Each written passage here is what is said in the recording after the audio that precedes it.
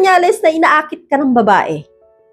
Kung gusto mo malaman yan, panoorin mo itong video na ito. Pero bago yan, kung hindi pa ako subscribers, mag-subscribe ka na. Maraming salamat po. God bless po sa inyo lahat.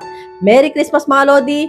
Ingat kayo palagi. Happy New Year. So, ano na nga ba yung mga signs na gusto magpatuhog sa'yo ng isang babae, no? Proceed na tayo agad sa number 1. Nakabukang kang madalas sa harap mo, no? Pag pulods, nakita ninyo ang babae na umuupo sa harapan ninyo ng pabukang kang, no? Yung nakabukang kang.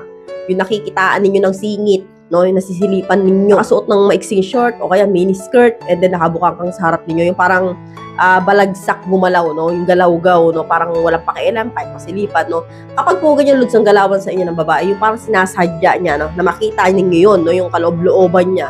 So, yan po ay size na inaakit ka niya. So, hindi po gagawin yan luds ng babae kung hindi niya type yung lalaking harap niya. Kaya po, way po namin yung mga babae, no, hindi ko na naman nilalahat, para po mapansin kami ng isang lalaki, no, para po kayo ay mapatingin doon, no, at mapansin nyo yun. Syempre, kapag napansin niyo yun, lalaki kayo, di ba? May L kayo. So, mapapansin ninyo kami. So, proceed na tayo agad sa number 2. Sobrang iksi ng suot kapag nasa paligid ka. No? Sinasadya po ito luds ng babaeng nangaakit. No? Yung nagsusuot siya ng sobrang iksing short na parang panty short na. O kaya mga damit na crop top, kita yung puso, yung bewang, o kaya yung cleavages, yung mga ganyan, no? Sinasadya yan luds ng babae para po hatak attention sa'yo.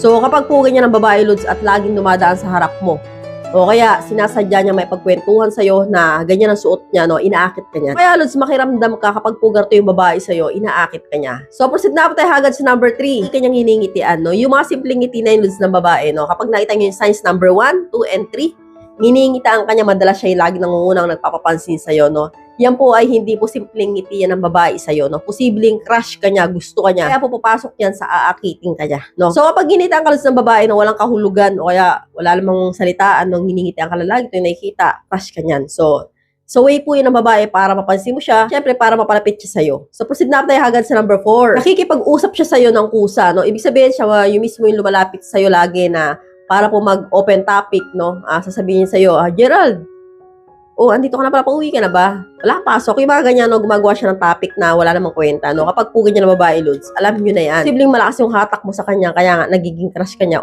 naaakit siya sa'yo. So, ang mga babae, lods, kapag gusto ka niya, no, showing po yan. Kadalasan po ang babae, hindi nila mapigilan yung nararamdaman nila, no? Talagang gagawa po yun ng paraan, mapansin mo lang sila.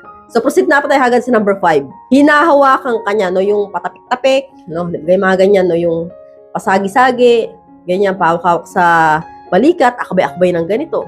So, kapag po, lods, nandiyan na po sa punto yung ganyang babae, no, maliwalag na signs na po yan, lods, na inaakit ka ng isang babae. So, kailangan po, lods, makita niyo po lahat ng mga signs na ito sa kanya para po masabi po natin na talaga nga namang inaakit ka niya. So, hanggang dito na lang po tayo mga lods. I hope you learned something new in this video. More videos to come. So, stay connected and see you again to my next video. God bless. Bye-bye!